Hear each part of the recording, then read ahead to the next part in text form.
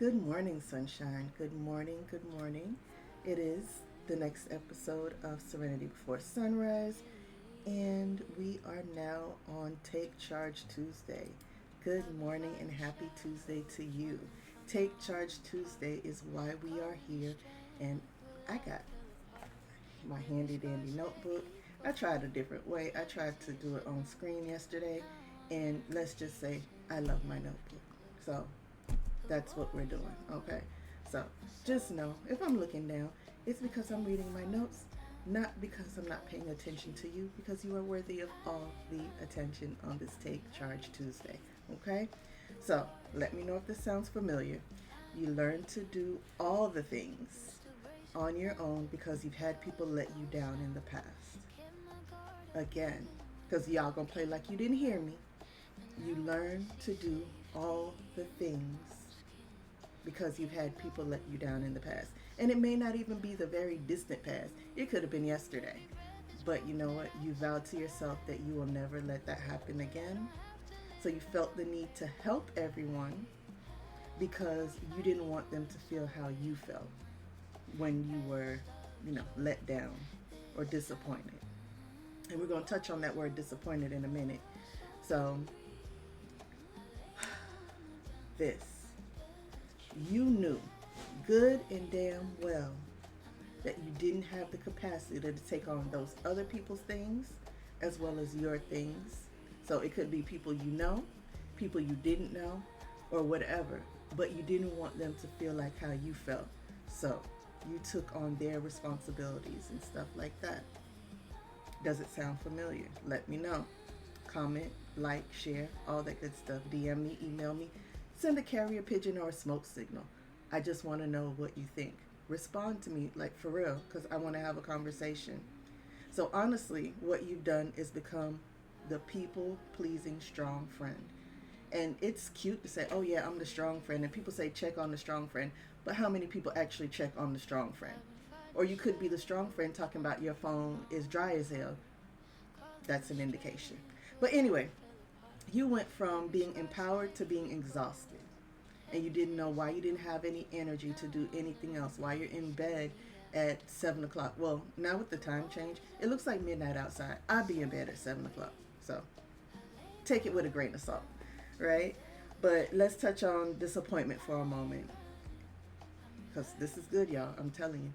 Y'all better share this one out. This one is good. So the prefix dis, D-I-S. So dis before any word is what I'm talking about, but especially disappointment. There are several meanings for it, and the context or the emphasis is my own. So the first meaning, to undo an action, disappointment. You appointed someone to a position they weren't fit to hold. To undo an action, we're talking about disappointment. You appointed someone to a position they were not fit to hold. Next, the absence or opposite of something. Disappointment. Remember the prefix dis, disappointment. The absence or opposite of something. Someone was the opposite of what you thought they were. It doesn't have to be forever, because now don't start saying, oh, she did this and he did this and she did that and he did that. But in that moment, they behaved opposite of what you thought their behavior should be, or they were the complete opposite of who you thought they were. All right. Next, to represent separation. D-I-S, represents separation, disappointment. Someone had separate goals than you did, so the plans fell apart. To represent separation, someone had separate goals than you did, so the plans fell apart. And you know what the common denominator is between all three of those? It's the fact that there wasn't sufficient communication. Had there been communication, not in 100% of the times, 99.9% of the times, because there could be that 0.1% where you're just dealing with a liar. There could be that. There could have been that. But 99% of the time, there wasn't clear communication because you could have thought one thing or assumed one thing, and then this person understood something else. So, therefore, and I'm going to touch on communication, for communication to happen, you have to relay a message, and the message you relayed has to be received as you meant it by the person you were speaking to. Not the fact that they heard you, not the fact that they read it, not the fact that they can derive context clues from what they read, but the message as you intended it to come across was received by the person that you were speaking with, or however you were communicating or attempting to communicate, let's say that. So that is actual communication. So that's why mirroring is so important. Active listening is so important because you need to be able to confirm that the message you intended to send was received by the person you were speaking with. Otherwise, communication did not, I repeat, did not happen. All right? So it's easy to say that it was the other people who disappointed you. And I'm going to hold your hand while I tell you this. However, you have to ask yourself if you vetted them properly.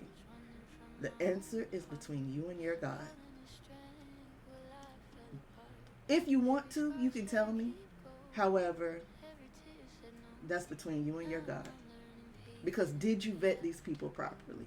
Did you, before you appointed them to this position, before you gave them the task, were you absolutely sure that they could complete it? And if you weren't, then some of the responsibility could be on you. I want us to stay friends, so I'm treading lightly on this, okay? I want us to stay friends after this. I want you to talk to me after this, okay? All right, so back to the point. Because of these perceived disappointments, you won't ask for help when you desperately need it. How many times do you ask for help? And you know what? I'm not only talking to you, I'm talking to me too. So, us. How often do I ask for help? Now more than I used to. But before, baby, I'm doing all the things. I'll be a jack of all trades. And I'm a master of all. So, there's that. However, I am making sure I also ask for help. I have this thing, do, delegate, or delete. I'm either able to do something. If it's something I can delegate out to somebody I know I can trust to do it, I'm going to do that. Or I'm going to delete the task altogether because it's not important. That's how I kind of situate my task, compartmentalize my task. I've been teaching do, delegate, or delete for about 10 years now to my coaching clients, and it's made a great difference simply because your plate isn't as heavy and you don't feel as exhausted because you've done the things that you could do, only you could do. But newsflash, not everything belongs on your plate. All right? Doing life alone isn't easy. How does it make you feel when you're alone? That's one of the ones I want to answer for. It's not a rhetorical question.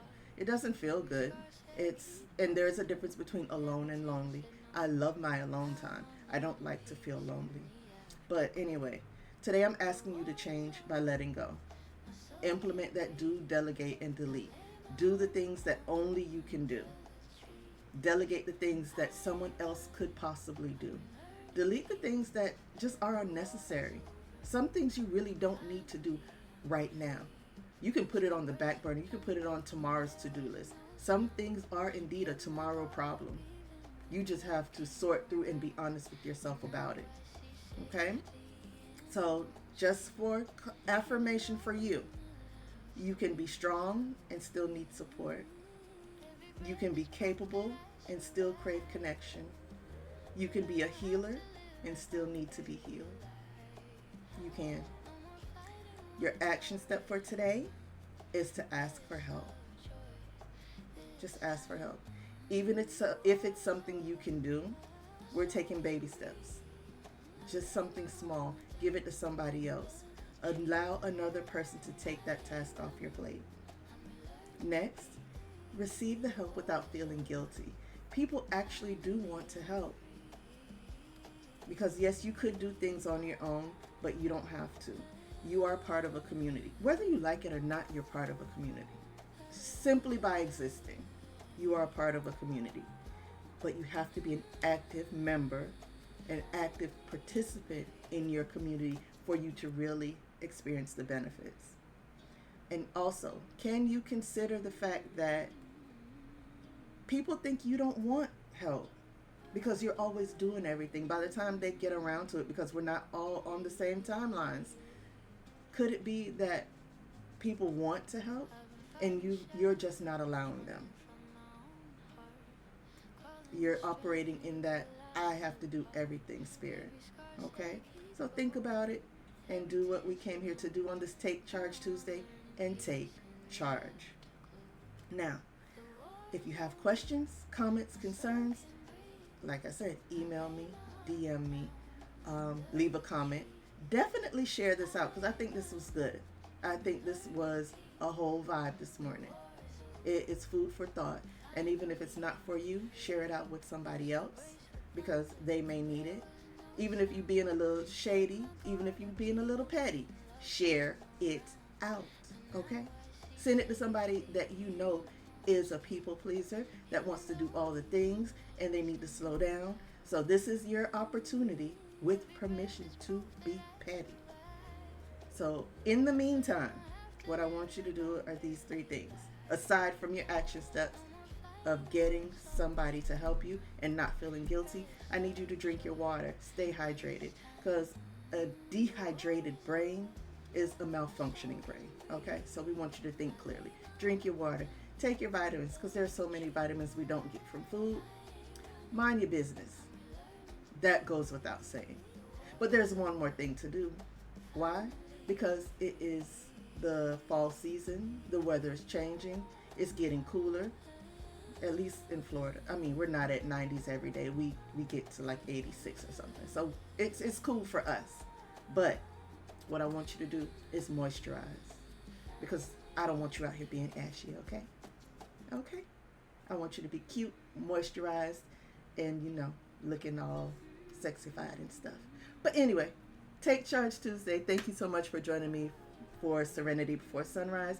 And I hope to see you again tomorrow.